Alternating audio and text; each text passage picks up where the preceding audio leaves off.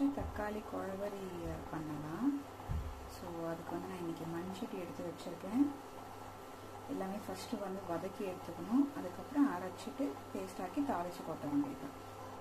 முழு உளுந்து போட்டிருக்கேன்.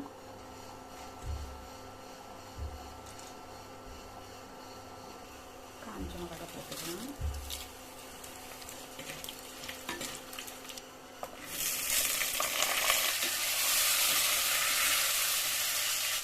நான் மண்சட்டியில் செய்யறதுனால காஞ்ச மிளகா எல்லாத்தையும் எடுத்துட்டேன். ஏன்னா அதுலேயே விட்டால் ரொம்ப ஹீட்டு அதிகமாக இருக்கும். மண்சட்டி சூடாகிடுச்சுன்னா அது தீந்துடக்கூடாதுன்றதுக்காக நான் எடுத்துட்டேன்.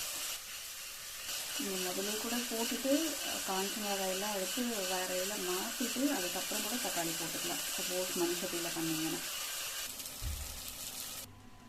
ஸோ வதக்கி ஆறுனதை வந்துட்டு இந்த மாதிரி அரைச்சி எடுத்துக்கிட்டு தாளித்து போட்டால் ரெடி ஆகிடும்.